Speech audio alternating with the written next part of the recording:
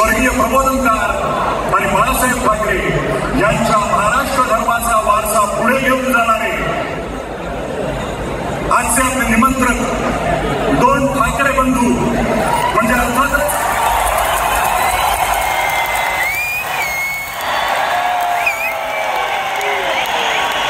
शिवसेना पक्षप्रमुख उद्धवसाहेब ठाकरे आणि महाराष्ट्र नवनिर्माण सेनेचे अध्यक्ष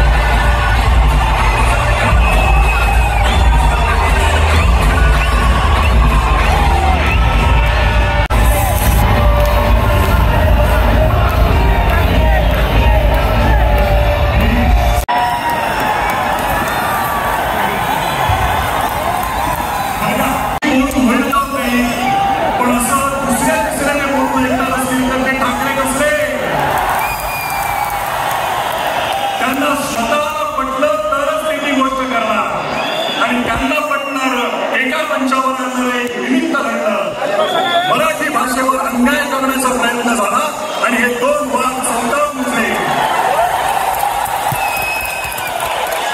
मराठी अभिजात भाषा होतीच आहे आणि ही शक्ती दिसतात समस्त मराठी जनांना अन्यायकारक वाटणारा तो शासन निर्णय आहे. आपण बऱ्याच वेळा हे बोलला की भाषा मारली की संस्कृती संपवता येते, स्वातंत्र्य संपवता येतं.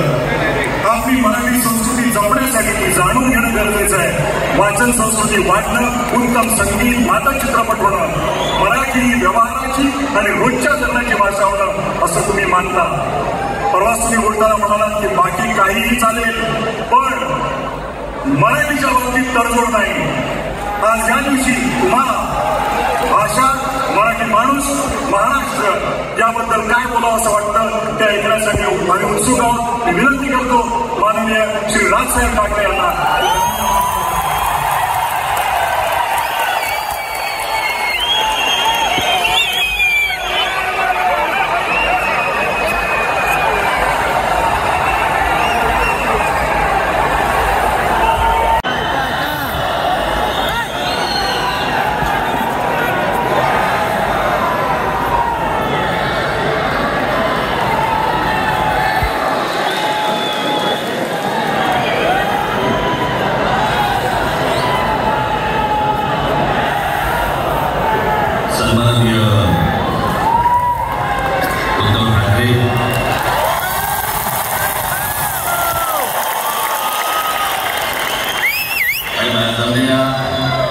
सर्व तमाम मराठी बांधवांनो,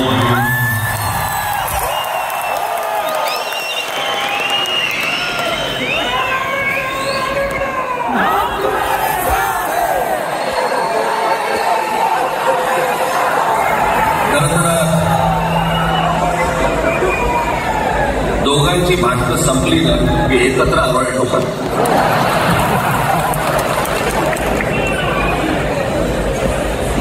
करता आज मोर्चा निघायला पाहिजे होता.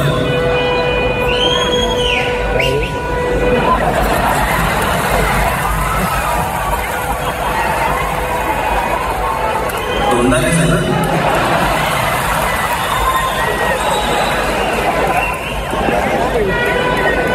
बस बस. मोर्चा करता निघायला पाहिजे होता.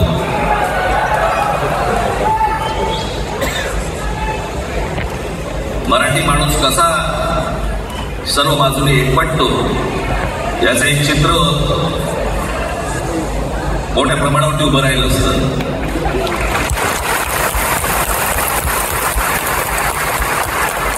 पण नुसत्या मोर्चाच्या चर्चेनेच माघार घ्यावी लागली.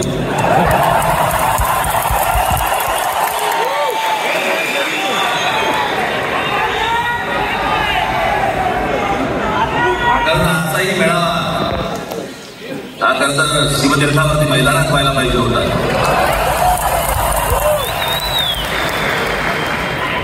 मैदान ओसंडून वाहिलं असतं. पण पाऊस आहे, पावसामध्ये सगळ्या ठिकाणी अशा प्रकारचे काही जागा मिळत नाहीत फारशा मुंबईमध्ये. आणि म्हणून मला आज तुम्हाला सर्वांना इथे यावं लागलं. मी बाहेर जे उभे आहेत त्यांची मी दिलगिरी व्यक्त करतो की जरा आतमध्ये येता नाही आलं. परंतु आता काय स्क्रीनवरती आठवा.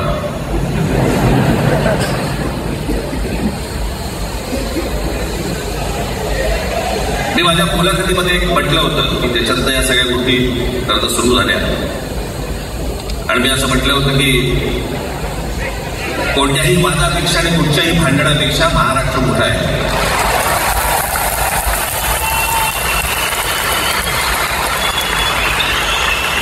आज जवळपास 20 वर्षानंतर मी आणि उद्धव आम्ही एका व्यासपीठावरती आज येतो.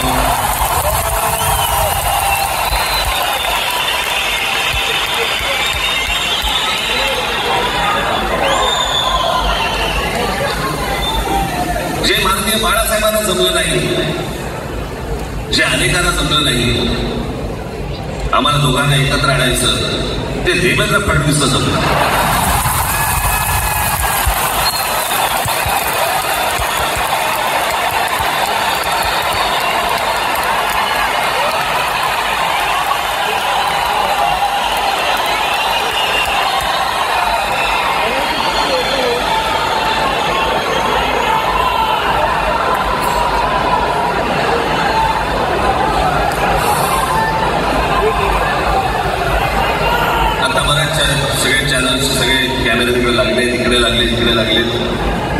आता संध्याकाळी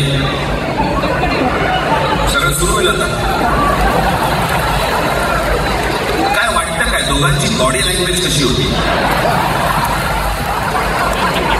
कोणी कमी हसलं का, कोणी जास्त हसलं का, कोणी बोलतायत का? आपल्याकडे मूळ विषय सोडून इतर गोष्टींमध्येच फार रस असतो अनेकांना. खरं तर आजचा हा मेळावा मोर्चाला तीच गोष्ट होती. आजच्या मेळाव्याला तीच गोष्ट आहे की कुठचाही झेंडा नाही, मराठी हाच अजेंडा.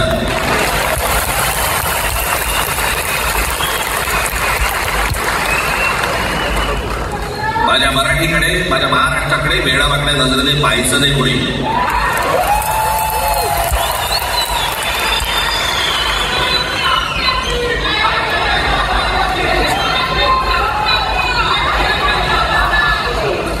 ठरलं ना आपलं सगळ्यात शेवटी द्यायचं लोकांना. बसा, शांत बसा. खरं तर हा प्रश्न सारा काही होता, काही गरजच नव्हती. हे कुठून अचानक हिंदीचं आलं मला काही कळलं नाही. मला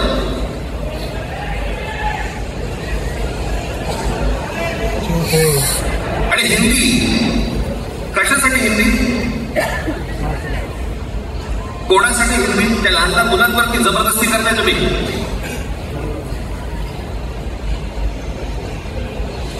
कोणाला विचारायचं नाही, शिक्षण तज्ञांना काही विचारायचं नाही, कोणाला काही विचारायचं नाही. बस आमची सत्ता आहे, आमच्याकडे बहुमत आहे, आम्ही लादणार. तुमच्या हातात सत्ता असेल ती विधान भवनात,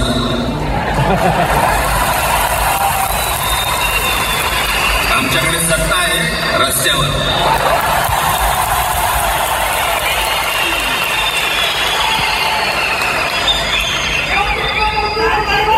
एक पत्र लिहिलं, 2 पत्र लिहिली,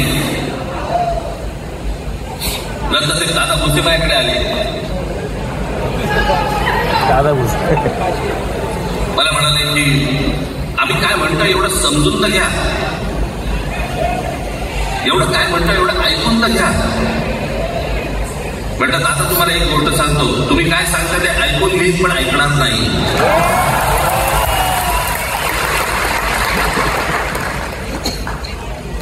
मराठीच्या विषयामध्ये त्याच्यात तुम्ही तिसरी भाषा लागताय, त्रिभाषा सूत्र. कुठलं त्रिभाषा सूत्र आणलं? त्रिभाषा सूत्र ज्या वेळेला आलं ते फक्त सेंट्रल गव्हर्नमेंट आणि राज्य सरकार, केंद्र सरकार आणि राज्य सरकार यांच्यामधल्या दुव्यासाठी म्हणून हे त्रिभाषा सूत्र फक्त आणलं.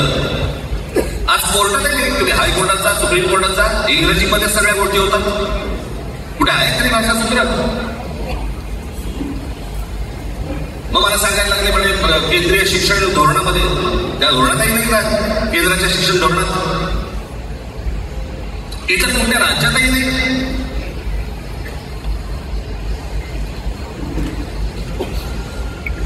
महाराष्ट्रात प्रयोग करून पाहिला तुम्ही. दक्षिणेच्या राज्यात हिंगलोक विचारत नाही त्यांना,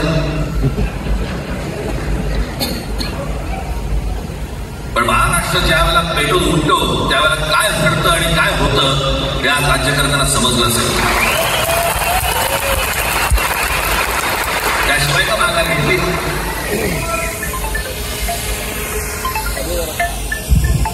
विनाकारण काढलेला विषय होता. मी त्याशिवाय भोसलेला सांगितलं, म्हटलं मला सांगा उत्तर प्रदेश, बिहार, राजस्थान, मध्य प्रदेश कोणती तिसरी भाषा आणणार? खरं आणली पाहिजे.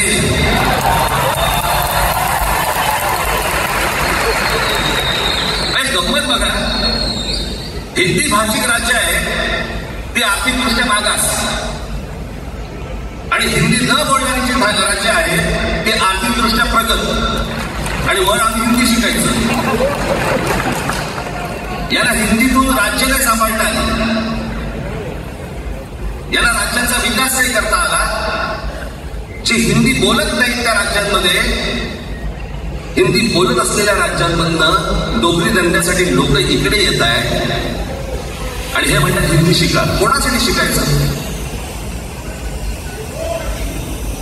5 नंतर काय हिंदी चित्रपट सृष्टीमध्ये जाणार कोरोना? कोणासाठी शिकायचं? हिंदी भाषेबद्दल मला वाईट नाही वाटत. भाषा कोणतीही श्रेष्ठच असते, उत्तमच असते. मग ती मराठी असेल, गुजराती असेल, तामिळ असेल, पंजाबी असेल, बंगाली असेल, हिंदी असेल, कुठची असेल, एक भाषा उभी करायला खूप प्रचंड तपश्चर्या लागते, खूप लोकांची मेहनत असते. एक लिपी उभी करायला खूप प्रचंड ताकद लागते.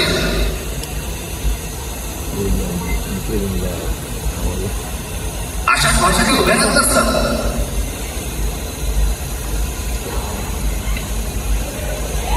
आणि या भाषेचा नवीन कुठं वाटतं? त्या अपेक्षा म्हणाले ज्याला इंग्रजी येतं त्याला पुढे म्हणे लाज वाटेल, म्हणे मला इंग्रजी येतं. अरे तुम्हाला नाही येत.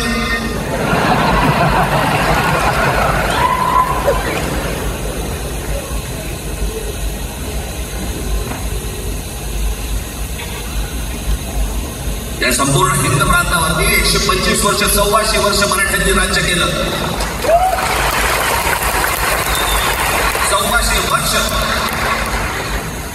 इतक्या राज्यांवरती आम्ही राज्य केलं. त्याला राज्यच नव्हती, पण जे प्रदेश होते त्याच्यावरती राज्य केलं. आम्ही मराठी घातली गुजरातवरती, मध्य प्रदेशवरती, राजस्थानवरती, पंजाबवरती, इतर सगळ्या प्रांतांवरती जिथे जिथे म्हणून अटोकपर्यंत पोहोचले होते मराठा साम्राज्य. आम्ही लागली. अरे हिंदी भाषा आहे, 200 वर्षापूर्वीची भाषा आहे, महाराजांच्या काळात पण नव्हती.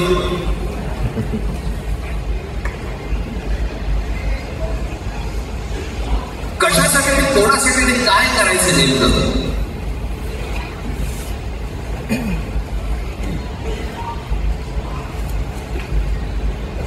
यांनी फक्त साच पडून पाहिजे, साच पडून. मुंबई स्वतंत्र करता येते का याच्यासाठी अगोदर जरा थोडंसं भाषेला डिवचून बघू. महाराष्ट्र शांत राहिला तर पुढे ते पाऊल टाकू.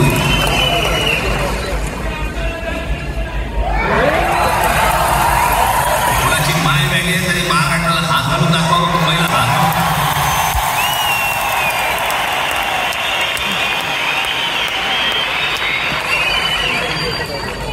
त्या मजाक वाटला काय? सांगतो त्याचा अर्थ गांडू नाही होत.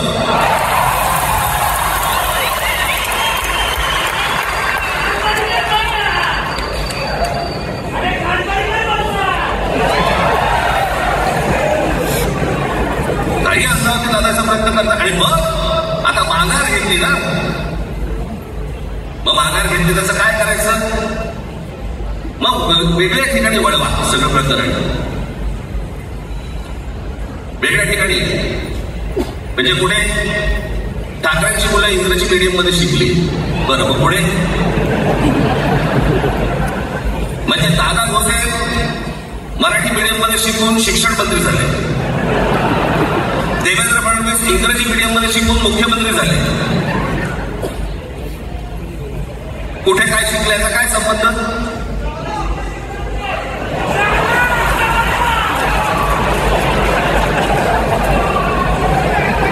कोणाकोणाची मुलं इथे परदेशामध्ये शिकताय, यादी आहे आमच्याकडे. त्याचं काय करणार तुम्ही? आणि त्याच्यात मंत्रिमंडळातल्या एक एक मंत्र्याचं हिंदी आहे का? पेपर ये पेपर.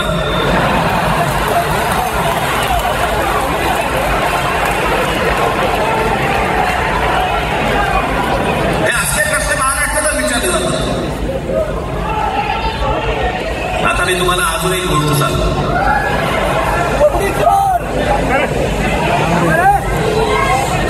आम्ही मराठी मीडियम मध्ये शिकलो, हो शिकलो. आमची मुलं इंग्रजी मीडियम मध्ये शिकली, हो शिकली. मग याच्यावरती तुम्ही प्रश्न काय उपस्थित केला, त्यांना मराठीचा पडका कसा, हे इंग्रजी मीडियम मध्ये टाकतात. बरं, सन्माननीय माननीय बाळासाहेब ठाकरे आणि माझे वडील श्रीकांत ठाकरे हे इंग्रजी मीडियम मध्ये शिकलेले आहेत. या दोघांवरती तुम्ही मराठीबद्दल शंका घेऊ शकता का?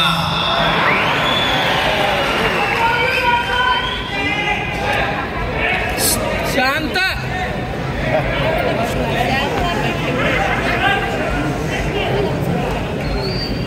Lalkrishna Advani saint Patrick high school Christian missionary school मध्ये शिकले. हिंदुत्वावर शंका घेऊ का त्यांच्या?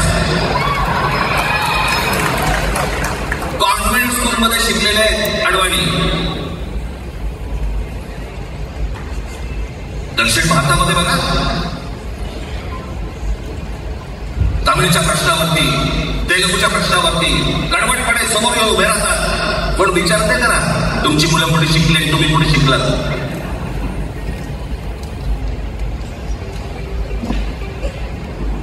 उद्या मी हिब्रू भाषा शिकली आणि मराठी मनाचा कडवट अभिमान बाळगेल, काय प्रॉब्लेम आहे?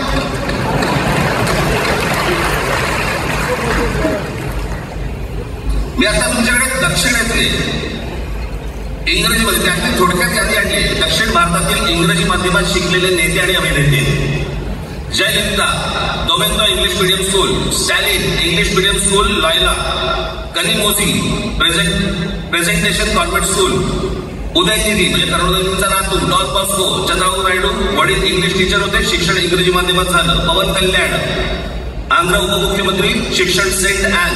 नारा लोकेश एनटीआरचा नातू, चंद्रबाबूंचा मुलगा, Stanford school. Kamal Haasan Santhome high school.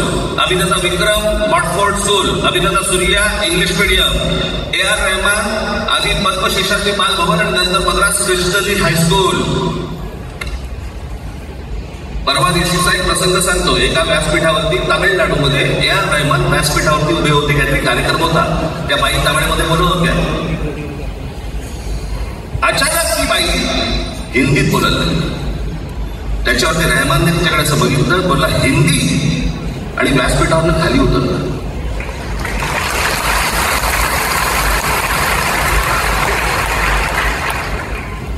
तुमचा कडवटपणा हे तुम्ही शिक्षण पुढे घेतले याच्यावरती नसतो, तो कडवटपणा तुमच्या आतमध्ये असावा लागतो. मान्य बाळासाहेब इंग्रजी मीडियम मध्ये शिकले, इंग्रजी वर्तमानपत्रामध्ये व्यंगचित्र काढायचे, पण मराठीचा अभिमान याच्या बाबतीत तरी तडजोड देखील.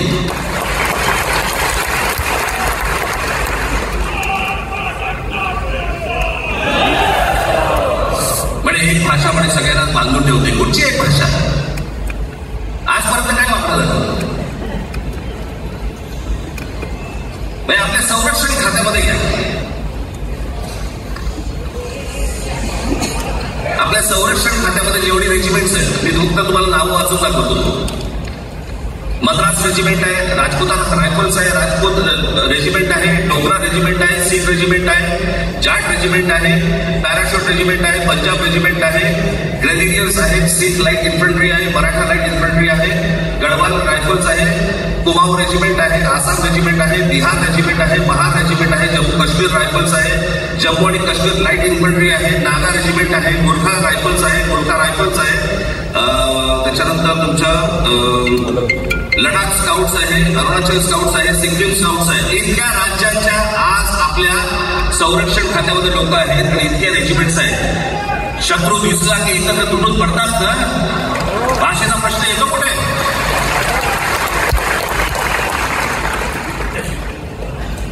या देशामध्ये जेव्हा भाषावर प्रांतरचना झाली तीच या गोष्टींसाठी झाली ना, की प्रत्येक भाग तसे भाषांचे होते म्हणून. या सगळ्या गोष्टी का सुरू केल्यात तुम्ही? कशासाठी सुरू केल्यात? काय याच्या मागचं राजकारण? आत्ता सांगून ठेवतो.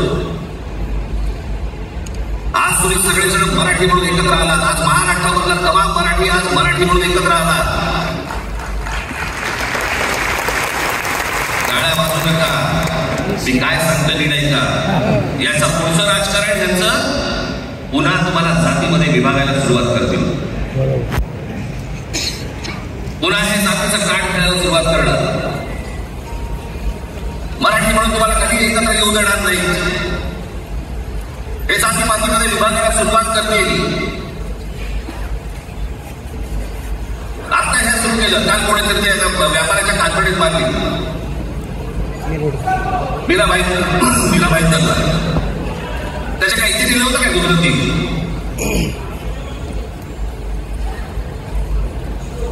पण एवढंही आपल्याकडे काही जे चॅनलमध्ये मराठी नाही इतर चॅनलमध्ये हिंदी आणि याच्यात गुजराती माणसाला मारतात. कुठच्या गुजराती माणसाला मारतात? माझ्या भाषेमध्ये समोरचा गुजराती निघाला, इकडचा मराठी निघाला, त्याच्यामध्ये काय गुजरातीला मारतात का? एवढे व्यापारी आहेत. अजून तर काहीच केलेलं नाही.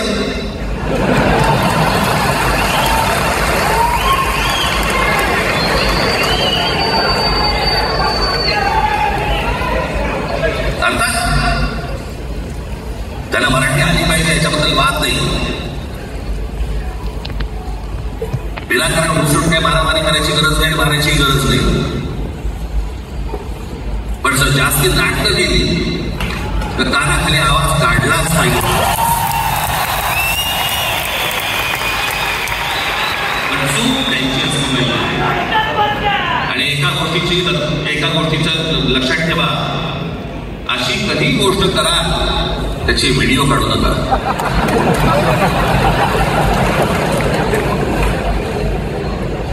आपल्यामध्येच त्याला कळलं पाहिजे. कळलं का?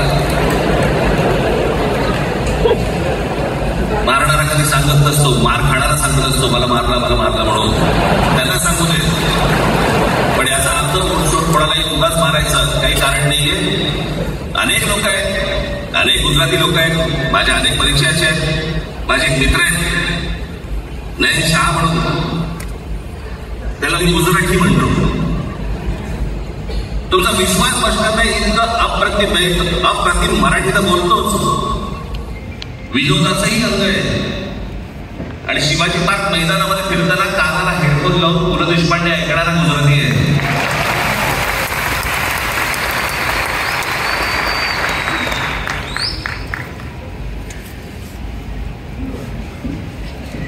मी मगाशी तुम्हाला सांगितलं की हे मराठीचं बाळकडू आमच्यासाठी ते बाळकडूच होतं.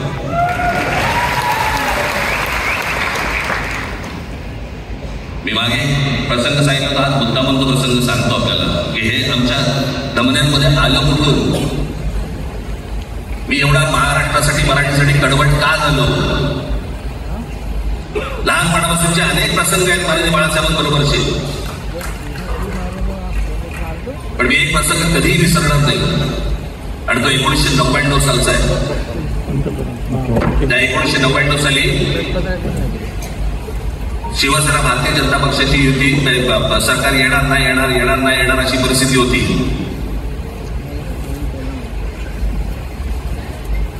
पवार साहेब त्यावेळेला त्यांनी राष्ट्रवादी काँग्रेस पक्ष स्थापन केला होता. वेगवेगळे लढले होते आणि मग सगळ्या त्या वादामध्ये शिवसेना भारतीय जनता पक्षाच्या त्या वादामध्ये काहीच होईना. दिवसामागून दिवस चालले परंतु काहीच होईना. एके दिवशी मी मातोश्रीला खाली बसलो होतो. दुपारची वेळ होती. अचानक 2 गाड्या लागल्या. साधारणपणे 3:30-4 वगैरे वाजले असतात. ते जरा वेळेला नाव असत कोणाचं फोटो जावडेकर, प्रकाश जावडेकर आणि काही मंडळी आली. मला म्हणाले, राज बाळासाहेबांना अर्जंट भेटायचं. म्हटलं आता ते भेटणार नाही. म्हटलं मी त्यांची झोपायची वेळ नाही. म्हणे अर्जंट आहे. म्हटलं नाही भेटणार. म्हटलं मी तुम्हाला सांगतो. म्हटलं काय विषय काय. म्हटलं मी बोलायचं काम करतो. म्हटलं काय विषय काय. तर त्यांना सांगा मुख्यमंत्री पदाचा विषय झालेला आहे. म्हटलं अच्छा अरे वा. म्हटलं काय झालं. सुरेशदादा जैन यांना दोन्ही बाजूने आम्ही ठरवलंय की त्यांना मुख्यमंत्री करायचं. एवढं फक्त बाळासाहेबांना सांगायचं. ठीक. मी वर गेलो. रूम मध्ये काळो शांतता. आम्ही अरेपुरेमध्ये बोलायचो म्हणून मी म्हटलं हात पाठी. म्हटलं काका गाढ झोपले होते. म्हटलं काका उठ. हे काका उठ. माझ्या बघितलं माझ्याकडे काय रे. म्हटलं नाही सगळे खाली जावडेकर वगैरे सगळे मंडळी आलेत. म्हटलं बरं मग नाही. ते म्हणतात ते मुख्यमंत्री पदाचा विषय झाला. म्हटलं ते म्हणाले काय झालं. ते म्हणाले सुरेशदादा जैन याला मुख्यमंत्री पदासाठी दोन्ही जणांनी सांगितलं की करायचं म्हणून. असं माझ्याकडे बघितलं. त्यांना जाऊन सांग महाराष्ट्राचा मुख्यमंत्री मराठीच होईल, दुसरा कोणी होणार नाही.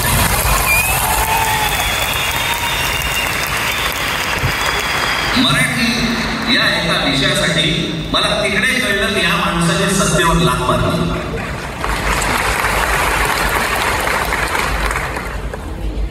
हे संस्कारच्या कोणावरती झाले असतील तो मराठीसाठी तडजोड करेल काय. बाकी सगळ्या युद्ध आघाड्या सगळ्या कुठच्याही गोष्टी होत राहतील. महाराष्ट्र मराठी माणूस मराठी भाषा याच्यावर तडजोड होणार नाही. कोणत्याही परिस्थितीत होणार नाही. याच्या पुढे देखील तुम्ही सर्वांनी सावध असणं पण गरजेचं आहे आणि सतर्क असणं पण तेवढंच गरजेचं आहे. पुढे पुढे काय काय गोष्टी घडतील, काय काय गोष्टी होतील कल्पना नाही. परंतु मला असं वाटतं की ही मराठीसाठीची एकजूट ही कायम राहावी आणि महाराष्ट्रामध्ये सन्माननीय माननीय बाळासाहेबांचं जे स्वप्न होतं ते पुन्हा साकारावं अशी आशा अपेक्षा. धन्यवाद. जय जय जय महाराष्ट्र.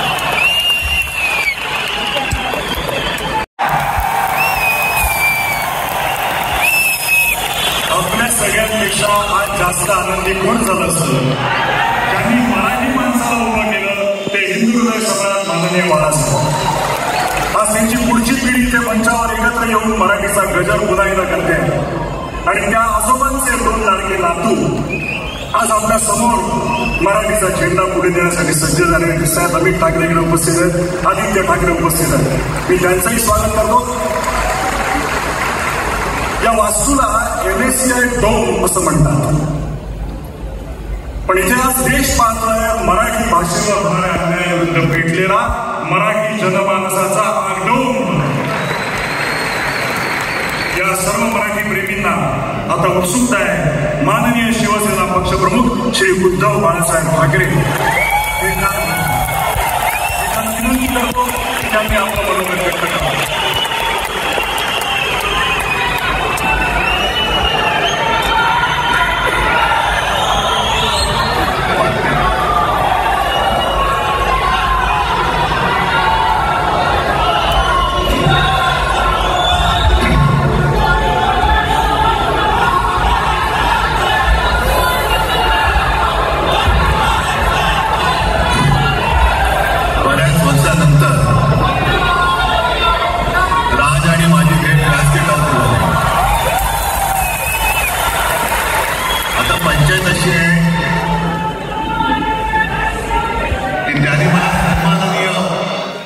उद्धव ठाकरे असं बोललेलं आहे.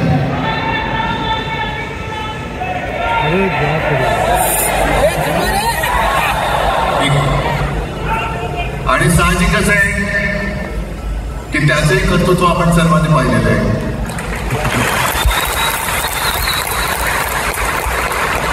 म्हणून माझ्या भाषणाची सुरुवात करताना सन्माननीय राज ठाकरे जमलेल्या माझ्या तमाम मराठी हिंदू बांधवांनो भगिनींनो आणि मातांनो,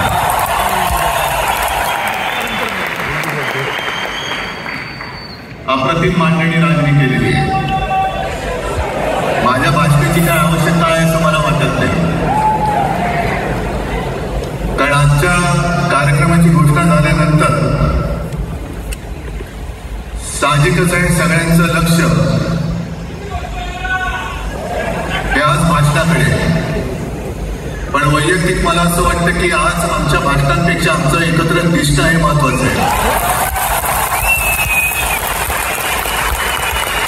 सर्वप्रथम इकडे समोर सगळेजण बसलेत, ज्यांनी ज्यांनी मराठी भाषेसाठी पक्षभेद विसरून एक मराठी माणसाची वज्रमूठ दाखवली, त्या सगळ्यांना धन्यवाद देतोय. दीपक पवार त्यांचे आहे, सगळेच आहेत, मुंगेकर साहेब आहेत, सुप्रिया ताई आहेत, सगळेच आहेत. कोणापण चिन्हांचं महादेवराव बसले. महादेवराव आपल्या बरेच वर्षांनी पाहिजे. काय वेळेला काय जानकर मी अंजान होते कसं होतं. पण एक गोष्ट नक्की की आमच्या दोघांमध्ये जो काही अंतरपाठ होता तो अनाजी पंताने दूर केला.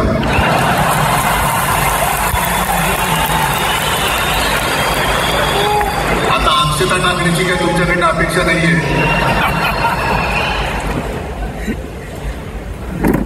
एकत्र आलोय एकत्र राहण्यासाठी.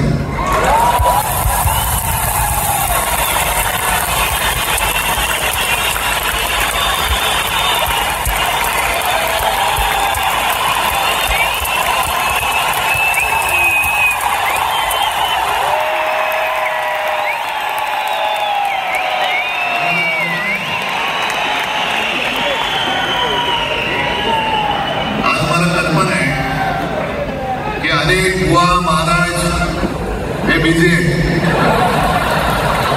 कोण लिंब कापतंय, कोण टाचण्या मारतंय, कोण गावी जाऊन अंगारे दुपारी करत असेल, रेडे कापत असतील. त्या सगळ्यांना सांगतो, या सगळ्या भोंदूपणा विरुद्ध माझ्या आजोबांनी लढा दिला होता आणि त्यांचे आम्ही वादसदार म्हणून तुमच्यासमोर उभे ठाकलेलो होतो.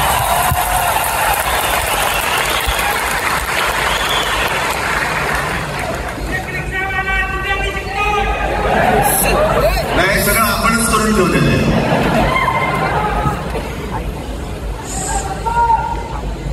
भाषेवरनं जेव्हा एखादा विषय निघतो तेव्हा तो केवळ वरवरचा धरून चालणार नाही. मधल्या काळामध्ये अगदी दोघांनी, म्हणजे मी काय राजनीक आणि आपण सगळ्यांनी या गतद्रष्टांचा अनुभव घेतलेला आहे. वापरायचं आणि फेकून द्यायचं. आता आम्ही दोघं मिळून तुम्हाला फेकून देणार.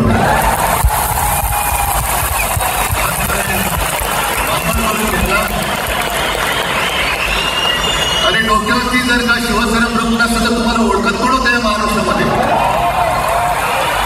कोणत्या भाषेत बोलत होतात? अगदी राष्ट्र सगळ्यांची शाळा काढली. मला एका प्रश्नाचं उत्तर पाहिजे, मोदींची शाळा कोणती? सगळ्यात उच्च शिक्षित आहे.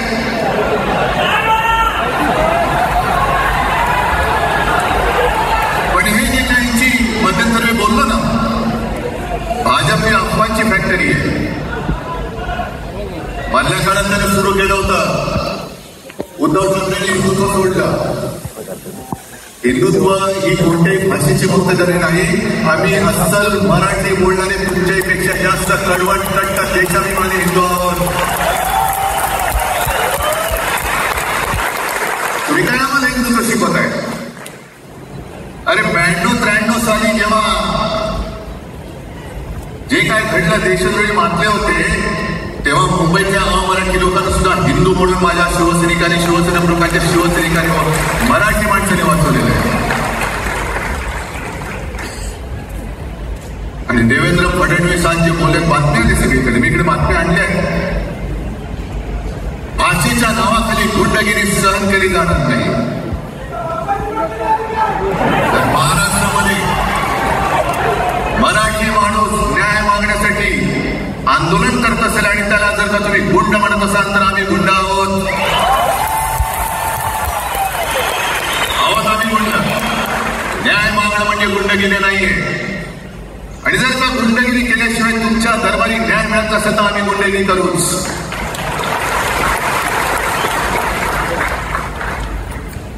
पण हे सगळे राजकीय वाटगी देवेंद्र फडणवीसांची आमचं वक्तव्य म्हणजे मला संयुक्त महाराष्ट्र चळवळीच्या वेळेला सखा पाटलाने केलेलं एक वक्तव्य आठवतंय. हे असेच तेव्हाचे जो दिल्लीत बसतो त्याचे पाय चाटणारे इथले राज्यकर्ते असतात ते त्याला मी वाटगी म्हणतोय. त्याला मी वाटगी म्हणतोय. कारण संयुक्त महाराष्ट्र चळवळीमध्ये मुंबई आपल्याला आपण मिळवली. आपण म्हणजे आपण मराठी माणसाने. तेव्हाही तत्कालीन जे सत्ताधारी होते हो आणि काँग्रेस होते तेव्हा सत्य होतं. मुंबई मराठी माणसाला द्यायला तयार नव्हती. आणि तेव्हा सुद्धा एक मराठी माणूस म्हणजे आज जे बोलतात ना आम्ही मराठी नाहीत का, अरे तुम्ही नुसतं नावाने मराठी आहात. तुमच्या अंगात मराठी रक्त आहे की नाही आता तपासावं लागेल. आणि सखा पाटील बोलले होते यावत चंद्र दिवाकरो मुंबई महाराष्ट्राला मिळणार नाही. कशी नाही मिळत. झुटवलं वाकवलं गुडघ्यावरती आणलं मराठी माणसाने. आणि मुंबई आपल्या हक्काची तुम्ही आता जी घोषणा घेतली ना दिली ना ती मुंबई आपल्या हक्काची आपण लढून आपण मिळून घेतली.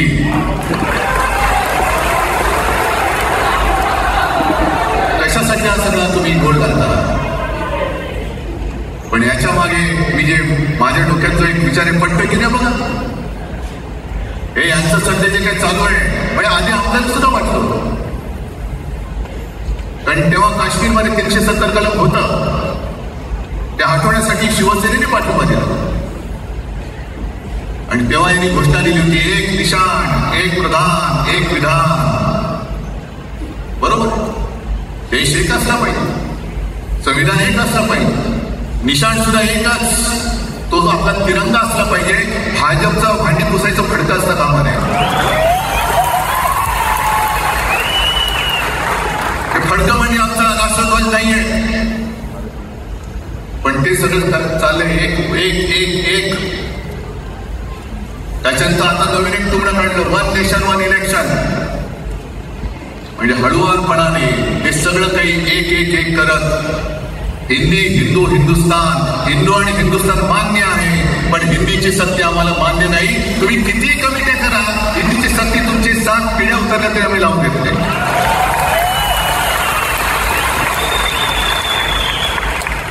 फेक नॅरेटिव्ह पसरवायचं. हे उद्धव ठाकरेच्याच काळात. उद्धव ठाकरेच्याच काळात. अरे उद्धव ठाकरे एवढं काम करत होता मग पाडलं कशाला गद्दारी करू.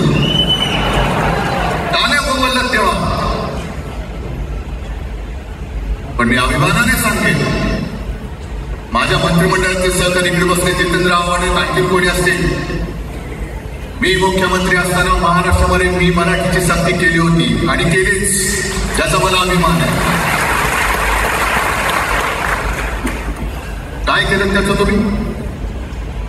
मराठी भाषा महाराष्ट्रामध्ये सक्तीची करावी लागली. का करावी लागली.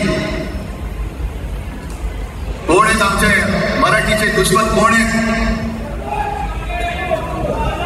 पण महाराष्ट्रामध्ये मराठीची सक्ती केल्यानंतर सुद्धा काही लोक कोर्टामध्ये गेले. ती गुंडगिरी ना. पण आता कोणतरी तो भेडी असते ना तो.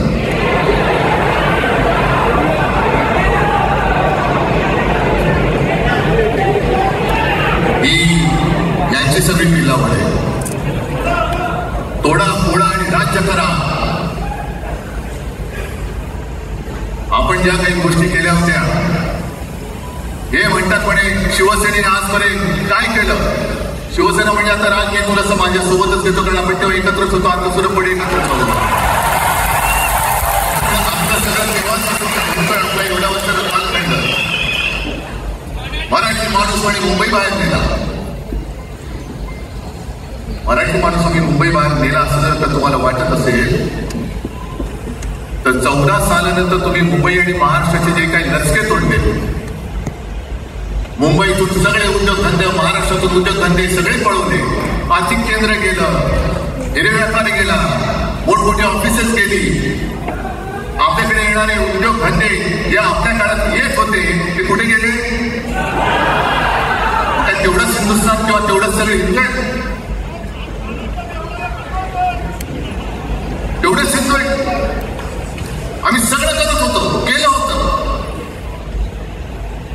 पण तुम्ही पहिल्या प्रथम गद्दारी, आमच्या गद्दारी करवली आणि तुम्ही आमचं सरकार पाडलं. याचं कारण तुमचे जे मालक तिकडे बसलेले 2 जण, 2 व्यापारी, त्यांचे गुण चाटण्यासाठी तुम्ही हे सगळं करता.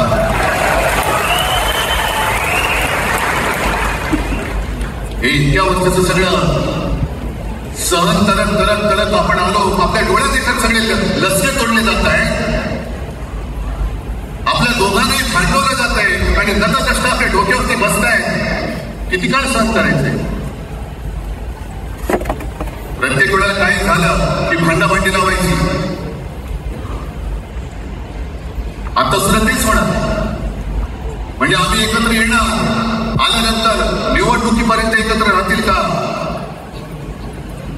सत्ता प्राप्ती, काही जण म्हणतात की यांचा म मराठीचा नाही, म महापालिकेचा आहे. अरे नुसता महापालिकेचा नाही, तर आमच्या महाराष्ट्राचा आहे.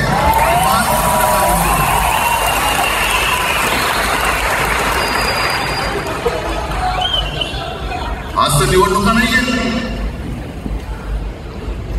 आमची सत्ता, सत्तेवरती जे शिवसेना प्रमुखांनी सांगितले, अरे सत्ता काय, सत्ता येते आणि सत्ता जाते. पण आपली ताकद ही आपल्या एकजुटीमध्ये असली पाहिजे. त्यावेळेला संकट आलं की आपण सगळे मराठी एकवटतो आणि संकट गेलं की आपणच एकमेकांमध्ये भांडायला लागतो. आता नको, हा नतकष्टपणा आता करायचा नाही, अजिबात करायचं नाही.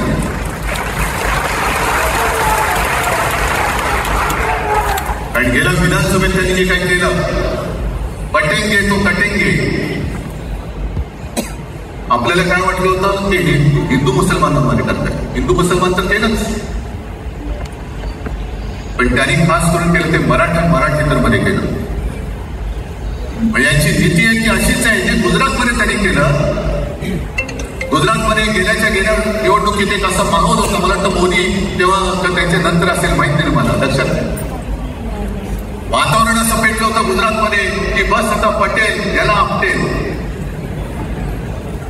पण त्यांनी काय केलं बरोबर?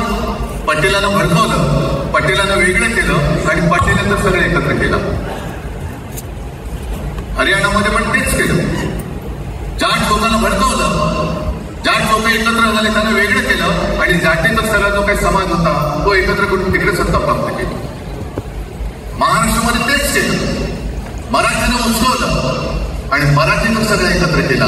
पटेंगे तो कटेंगे ही भीती त्यांच्यामध्ये निर्माण केली की बघा ते एकत्र झाले, तुम्ही जर का फुटला तर ते तुमच्या डोक्यावर बसतील. झाले एकत्र. मराठी माणूस मराठी माणसाची भांडला आणि दिल्लीचे गुलाम आपल्या डोक्यावरती राज्य करायला लागले.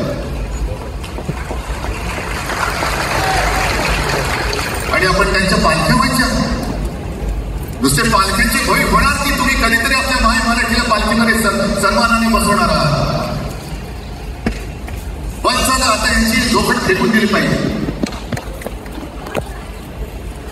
एकमेकांमध्ये भांडून त्यांचे जे काही नाव आहेत ते करत असतात.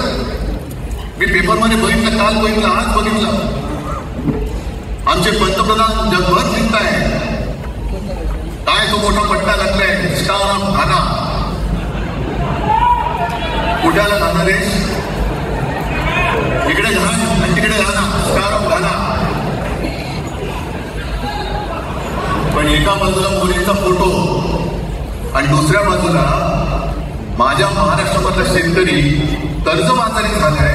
त्याला बैल सुद्धा तर पोचत नाही, बैल मिळत नाही, म्हणून त्या नांगराचं जोखड घेऊन तो शेती करतोय. मग एका बाजूला हा शेतकरी त्याच्या खांद्यावरती गळ्यामध्ये ते नांगराचं जोखड आहे आणि तिकडे आमचे पंतप्रधान स्टार ऑफ खाना लाज वाटली पाहिजे, लाज, बरोबर लाज वाटली पाहिजे. आणि आजच पेपरमध्ये बातमी आले, 2 बातम्या आल्या की लाडक्या बहिणीचं पोर्टल आता बंद, नव्याने नोंदणी होणार नाही असा बोलत होता. आणि त्याहीपेक्षा सगळ्यात भयानक गोष्ट म्हणजे संपूर्ण देशामध्ये सगळ्यात जास्त कर्जबाजारी शेतकरी कुठे असतील तर ते आपल्या महाराष्ट्रामध्ये आहे. महाराष्ट्र आता थांबणार नाही, कर्ज काढतच राहणार. आणि ही यांची जी काही खेळी आहे आपापसात भांडवायचं. मी एक साधी गोष्ट केली होती, जितेंद्र तुम्हाला माहिती असेल, आपण तिकडे चौपाटीला तिकडे बिर्ला मातृत्विका बिर्ला क्रीडा केंद्र काय आहे, मराठी रंगभूमीचं दालन, मराठी रंगभूमीचा इतिहास सांगणारं दालन, त्याची निर्मिती करण्याचे सगळे आदेश वगैरे राहिले, सगळं झालं, आराखडा मंजूर केला मी. आणि 2-3 महिन्यापूर्वी बातमी आली की तो आराखडा यांनी केल्याच्या टोपलीत टाकला, ती जागा यांच्या मालकाच्या मित्राच्या घशात टाकतात. हा मराठीचा तुमचा अभिमान, मराठी भाषा भवनाची त्याचं भूमिपूजन मी केलं होतं माझ्यासोबत अजित पवार होते उपमुख्यमंत्री. कुठे गेलं मराठी भाषा भवन, कुठे गेलं मराठी भूमीचं रंगभूमीचं दालन? का तुम्ही आमची मराठी माता, का तुम्ही आमच्यावरती सक्ती करता आहात? अनेकदा सांगितलं की आम्ही कोणत्याही भाषेच्या विरोधात नाही आहोत, पण जर आमच्यावरती सक्ती करण्याचा प्रयत्न केला तर आमची शक्ती काय ती एकदा तुम्हाला अशी दाखवू की तुला तुम्ही कधी तुला डोकं काढणार. या सगळ्या गोष्टींकडे आपण आज एकत्र आलेलो आहोत. पुन्हा आपल्यामध्ये काढे काढण्याचे उपयोग होतील, कारण त्यांचा धंदाच तो आहे. एकतर कुठे मी नेहमी सांगतो, कोणाच्याही लग्नामध्ये भाजपवाल्याला बोलवू नका. येथील मस्त श्रीखंड बासुंदी पोळ्या बिळ्या खातील आणि त्याला नवरा बायको भांडण लावून दुसऱ्या लग्नात जेवायला जातील. बरं एवढं केलं तरी बरं, त्याच्या पोलीसच पळून घेऊन जातील, कारण ह्यांचं स्वतःच असं काहीच नाहीये. कोणत्याही लढ्यामध्ये कधीही भाजपा नव्हता. अगदी संयुक्त महाराष्ट्राच्या चळवळीमध्ये सुद्धा भाजप हा सगळ्यात शेवटी आला आणि 57ची निवडणूक झाल्यानंतर सगळ्यात पहिल्यांदा बाहेर पडला. हे जनसंघ, तेव्हा त्यांचा जो राजकीय नाव होतं जनसंघ, यांच्याकडनं आम्ही देशाभिमान शिकायचा, यांच्याकडनं आम्ही महाराष्ट्राचा अभिमान शिकायचा. आणि आम्ही आपापसात भांडून यांना सगळं काही बहाल करून टाकायचं, या सगळं विकून टाका, सगळं सत्यानाश करून टाका. अरे आपली मुंबईच्या शिंदडे उडवलं जात आहे, आजची मुंबई कोणाच्या कशा करतायत, कोणाच्या बघत बसायचं. सगळं म्हणजे आज सगळ्यात जास्त जर कोणी जमिनीचा मालक मुंबईमध्ये असेल तो यांच्या मालकाचा मित्र आहे अदानी. कोणाची जागा, कोणी रक्त सांडलं, कोणी रक्त सांडलं, कोणी ते हुतात्मा स्मारकाला वंदन करताना सुद्धा आपल्याला लाज वाटली पाहिजे. अरे त्यांनी तर रक्त सांडलं, बलिदान केलं, पण त्यांनी रक्त सांडून मिळून गेलेली मुंबई जर का आपण राखू शकणार नसो तर आपल्याला लाज वाटली पाहिजे, शरम वाटली पाहिजे. म्हणून त्या रक्ताची शपथ घेऊन मुंबई आणि मराठीच्या रक्षणासाठी आपल्याला उभं राहायला पाहिजे. ठीक आहे, असतील होते मतपटली होती, पटले नसतील, पण याच्या पुढे मराठी आणि महाराष्ट्र धर्माचं रक्षण करणं आमचा हनुमान चालीसाला विरोध नाहीये, पण मारुती स्तोत्र आम्हाला का विसरायला होत आहे? मारुती स्तोत्र आहे ना, भीमरूपी महारुद्रा. आमचा जय श्रीरामला विरोध नाहीये, पण भेटल्या म्हटल्यानंतर राम राम हे म्हणणारे आम्हीच मराठी. तुम्ही आता जय श्रीरामची गोष्ट करायला लागलात, पण जय जय रघुवीर समर्थ सांगणारे समर्थ रामदास त्यावेळेला आमचे होऊन गेले, त्यांनी आम्हाला पहिले दिला. त्याच्यामुळे यांचा काही आगामी विचार आहे. राजकारणातले व्यापारी आहेत, वापरा आणि फेका. तो एक गद्दार काल एक बोललाय, जय गुजरात.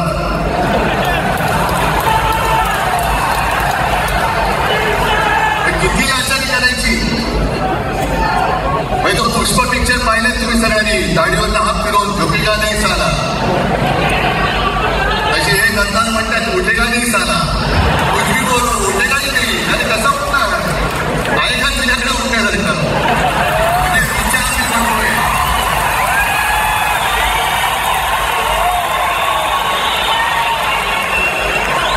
अरे विचार वगैरे मी म्हणतोय.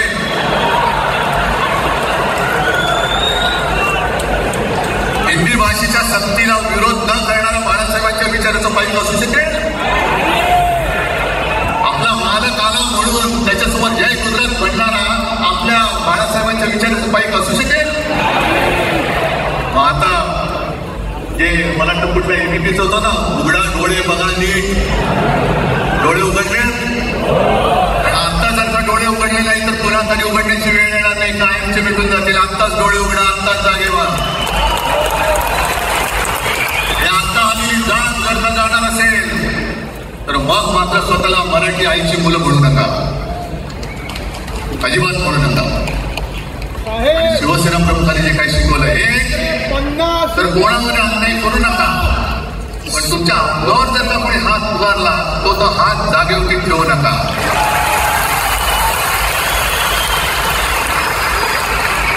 देवेंद्र फडणवीस अशी गुंडगिरी सहन करणार नाही तुम्ही म्हणता.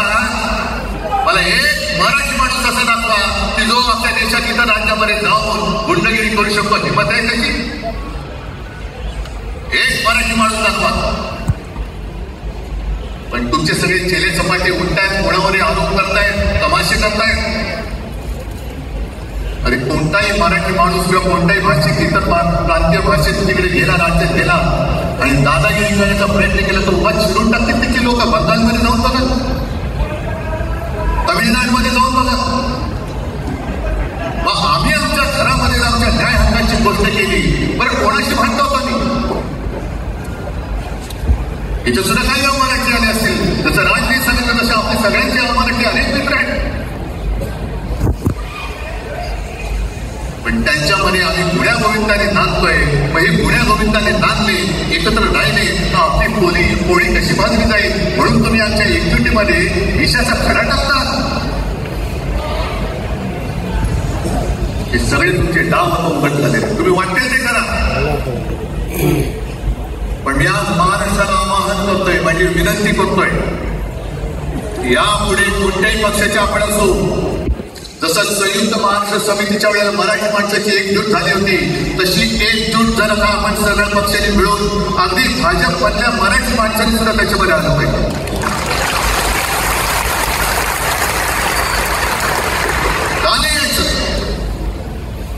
ज्या राज्यामध्ये राहता, ज्या मातीमध्ये तुम्ही जन्माला आला, ज्या आईच्या पोटी जन्म घेतला, तिचे उघड जर का हे झेंडोळे काढणार असतील आणि आपण आपले पक्षीय भेदाभेद घेऊन त्याला पायगड्या घालणार असू तर असं शेंडाचं जीवन जगण्यापेक्षा मेलेलं बरं. महाराष्ट्र हा सुरांचा आहे, वीरांचा आहे, दगडांचा आहे, पण यांच्यासाठी धोंड्यांचा नाही. ही आपण आता एक शपथ घेतली पाहिजे. घेताय तुम्ही? घेतले की एकजूट केवळ आमचा कार्यक्रम. मी राजला परवा फोन केला, अरे जसं का आपल्या पिक्चरचं प्रीमियर होतं असं सगळेजण विचारतात आज बसेल. हा प्रीमियर असेल, पण आजपासून सुरुवात झालेली आहे. आजपासून सुरुवात झालेली आहे. एक तर आम्ही कोणाशी दादागिरी करणार नाही, पण कोणी दादागिरी केली तर आम्ही ती सहनही करणार नाही. शिवसेना प्रमुखांनी तेव्हा जे सांगितलं होतं तेच परत एकदा सांगतोय. मराठा मराठेतर, ब्राह्मण ब्राह्मणेतर, 96 कोळी 92 कोळी, स्पृश्य अस्पृश्य, खांडी कोकणी हे सर्व मतभेद भेदाभेद जाणून मराठी माणसाची भक्कम एकजूट बांधा.